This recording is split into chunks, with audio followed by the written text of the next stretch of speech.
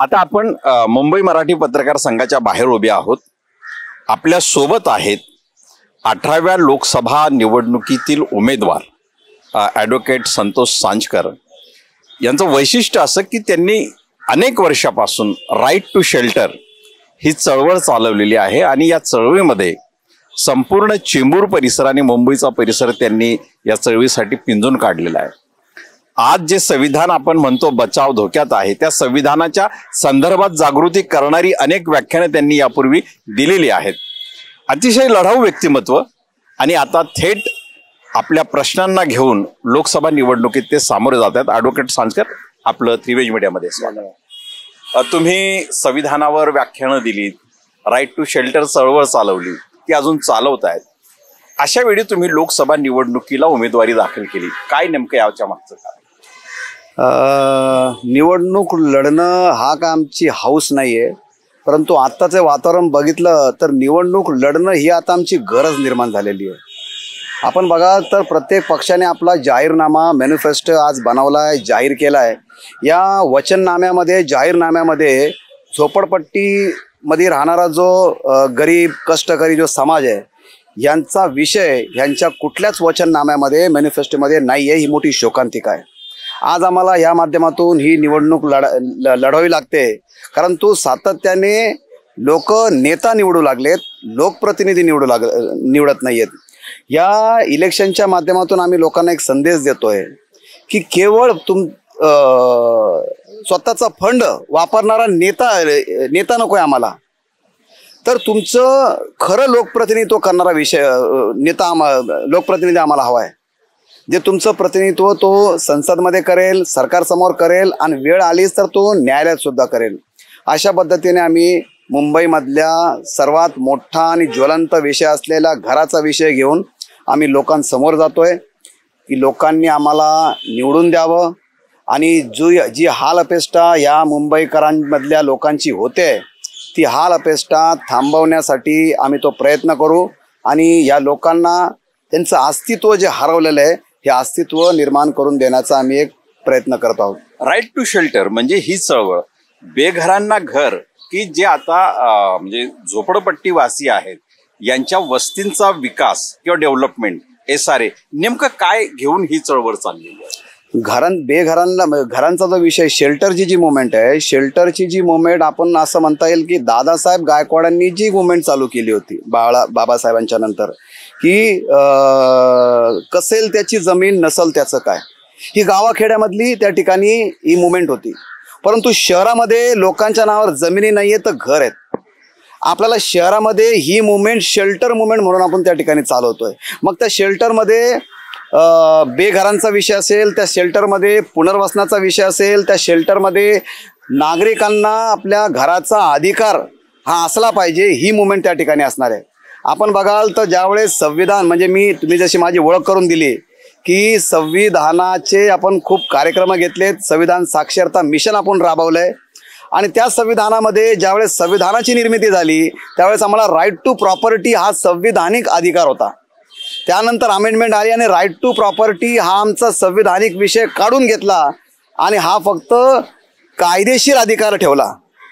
आज बघाल तर तो अधिकार संविधानिक अधिकार नसल्यामुळे आज आम्हाला मूलभूत हक्क म्हणून तो विषय मागता येत नाहीये.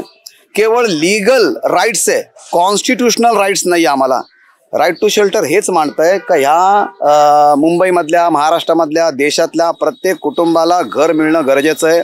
आपण बघाल तर प्रधानमंत्री मोदी यांनी सुद्धा आश्वासन दिलं होतं की 2022च्या नंतर कोणीही व्यक्ती बेघर राहणार नाही, सगळ्यांना पक्के घरं मिळतील.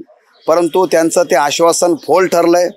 इकडच्या महाराष्ट्रामधल्या जे आपले स्वर्गीय बाळासाहेब ठाकरे यांनी आश्वासन दिलं होतं 1995ला की 40 लाख लोकांना आम्ही मोफत घर देऊ, परंतु आज त्यांच्या विचारांचे वारसदार हेही पूर्ण करत नाही आणि त्यांच्या रक्ताचे वारसदार हेही त्यांचं आश्वासन पूर्ण करत नाहीये. पण असं म्हणतात की जनता सध्याच्या काळात, म्हणजे स्मार्टफोनच्या काळात जनता स्मार्ट झालेली आहे. म्हणजे SRAचे जे प्रश्न आहेत तिथल्या डेव्हलपमेंटचे असतील, झोपडपट्टी पुनर्वसनाचे प्रश्न असतील, यामध्ये म्हणजे त्याच जनतेतले 4-6 गट असतात आणि तेच ते काम रोखून धरतात असा एक आरोप होतो. या चळवळीतला तुमचा अनुभव काय म्हणतो? आहेत ना, म्हणजे मी त्याला पूर्ण नाकारत नाहीये. काही लोक अशी असतील, परंतु त्या लोकांमुळे प्रोजेक्ट कधी थांबत नाही, हा माझा अनुभव आहे.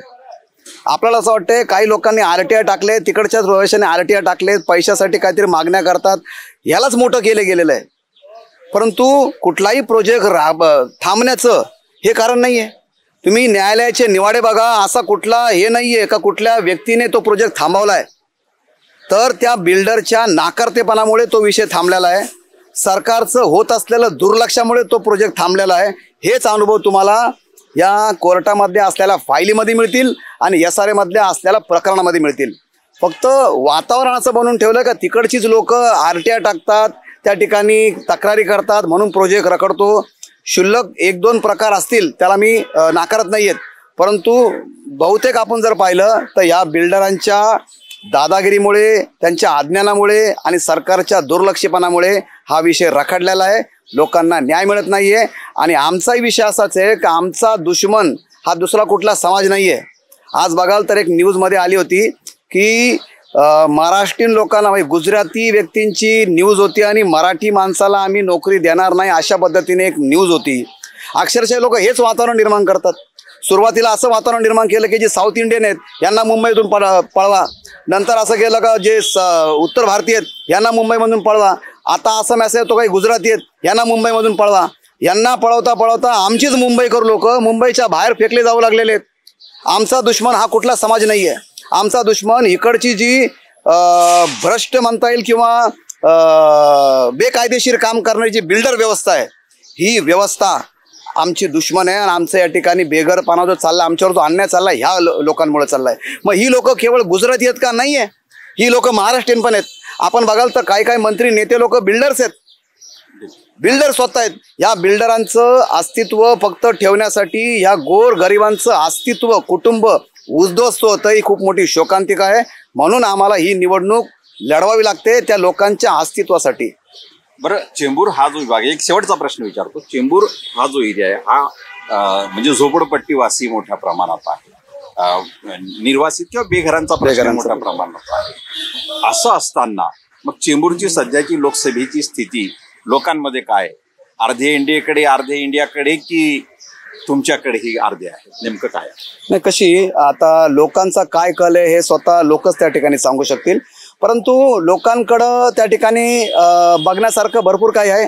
लोकांनी जर जागरूक राहून, डोळे उघडे ठेवून जर लोकांनी पाहिलं तर लोकांना दिसेल का विद्यमान खासदारांनी मागील 10 वर्षापासून काय केलं. इकडे भावनिक वातावरण करून वोट मिळवणाऱ्या पक्षामधल्या नेत्यांनी काय काम केलंय आणि राईट टू शेल्टरने मागील 10 वर्षापासून काय काम केलेलं आहे. राईट टू शेल्टर मागील 10 ते 12 वर्षापासून काम करतंय. लोकांचं प्रतिनिधित्व न्यायालयामध्ये करतंय, लोकांचं प्रतिनिधित्व प्राधिकरणाकडे करतंय, लोकांचं प्रतिनिधित्व सरकारकडे करतंय, या ठिकाणी आंदोलन वगैरे घेऊन. मग लोकांनी ते ठरवणं गरजेचं आहे. डोळे उघडे ठेवून जर लोकांनी तो विचार केला तर त्या सगळ्या लोकांना आमचं काम दिसेल.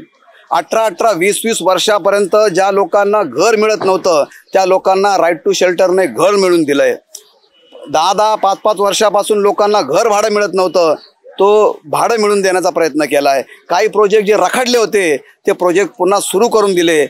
तर अशा पद्धतीने राईट टू शेल्टरचं पूर्ण मुंबईभर काम चालू आहे. लोकांनी केवळ फक्त काम बघावं आणि त्या ठिकाणी त्या कामाला बघूनच त्यांनी मतदान करावं. आणि आम्ही असंही म्हणून तुमच्या चॅनलच्या माध्यमातून की आमचं जे चुनाव चिन्ह आहे, आमचं जी निशाणी आहे ती शिट्टी आहे. तर आम्ही असं म्हणतोय की सिटी बजाओ, लोगों को जगाओ और इस भ्रष्ट नेताओं को भगाओ. बिलकुल. बरं, शुभेच्छा तुम्हाला लोकसभा निवडणुकीच्या निमित्तानं.